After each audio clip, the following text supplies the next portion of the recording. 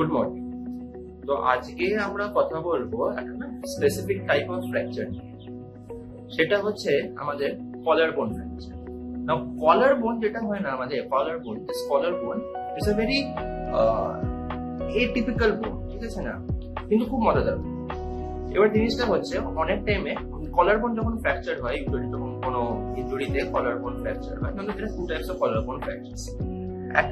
এবার একটা টাইপে আমরা অপারেশন করি না, ফার্স্ট টাইপে, এন্ড সেকেন্ড টাইমে আমাদের সার্জারি করে ফিক্স করতে হয়। ইউজুয়ালি কোনো যদি ফ্র্যাকচার হয় তাহলে ইউজুয়ালি আমরা সার্জারি করে ওটা ফিক্স করি, বাট কলার বোন আমি প্রথমেই বললাম ইটস আ ভেরি এটিপিক্যাল বোন, এন্ড ইন ফিউ ইনস্টেন্সেস ওটা সার্জারি না করলেও ওটা নিজে থেকে জুড়ে যায়। এবার আপনাকে আমি দুটো এক্সরে দেখাবো, দুটো এক্সরেটা দেখিয়ে আপনাকে আমি বোঝাবো কি first instance, what is the first instance যেখানে আমাদের সার্জারি লাগবে না, আর what is the second instance যেখানে সার্জারি লাগবে। এই এক্সরেটা দেখুন, this is the very typical example যেটা আমি বলছিলাম যে ফার্স্ট ইনস্ট্যান্স।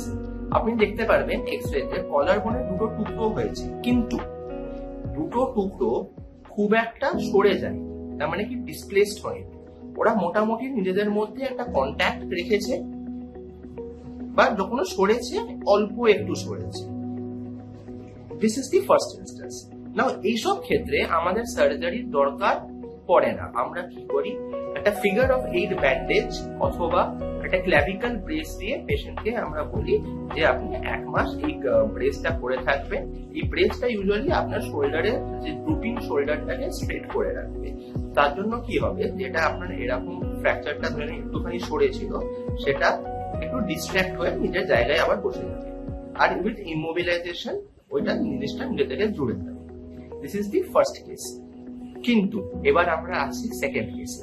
এবার এই এক্সরেটা দেখুন, এই এক্সরেটা আপনি দেখে বুঝতে পারছেন যে দুটো যে আমাদের কলার বোন বা ক্ল্যাভিকলের যে দুটো ফ্র্যাগমেন্ট হয়েছে, সেই ফ্র্যাগমেন্টের মধ্যে কিন্তু একদমই কন্ট্যাক্ট নেই, আর দুটো ফ্র্যাগমেন্ট কিন্তু একে অপর চেয়ে মানে অনেকটাই সরে গেছে। মানে এটা একটা ভেরি ডিসপ্লেসড ফ্র্যাকচার। অথবা যদি ডিসপ্লেসমেন্টের আমি কথাটা ছেড়ে দিচ্ছি, আমাদের কলার বোনের তলা থেকে অনেক ভেসেলস আর নার্ভস যায়, এটাকে আমরা ব্রেকিয়াল প্লেক্সাস। ইন কেস যদি দেখা গেল যে একটা ফ্র্যাগমেন্ট এসে কোনো একটা নার্ভকে ইম্পিঞ্জ করছে, তার জন্য হাত নাড়াতে বা ফিঙ্গার নাড়াতে অসুবিধা হচ্ছে, তখন আমাদের সার্জারি ছাড়া কোনো উপায় নেই। তখন খালি ওই ক্ল্যাভিকাল ব্রেস দিলে ওটা তো এখানে এতটা সরে আছে, ঠিক আছে, ক্ল্যাভিকাল ব্রেস কত টেন্ডারটাকে এতটা বসতে পারবে, কিন্তু কন্ট্যাক্ট মেনটেন করাতে পারবে না। তো এই ক্ষেত্রে আমাদেরকে সার্জারি করতে হয়।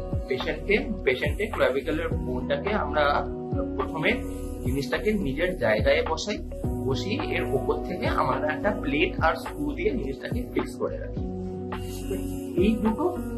এই দুটো broadly speaking this are the 2 types of fractures of clavicle, আর এটা ওদের সার্জিক্যাল ম্যানেজমেন্ট। এই কেসটা আমি সার্জারি করেছিলাম, এন্ড দিস ইজ দি, আপনি দেখতে পাচ্ছেন X-ray, CR image, not an X-ray, CR image. এরকম ভাবে আমরা প্লেট আর স্ক্রু দিয়ে ওই ফ্র্যাকচার গুলোকে বসিয়েছি। Thank you.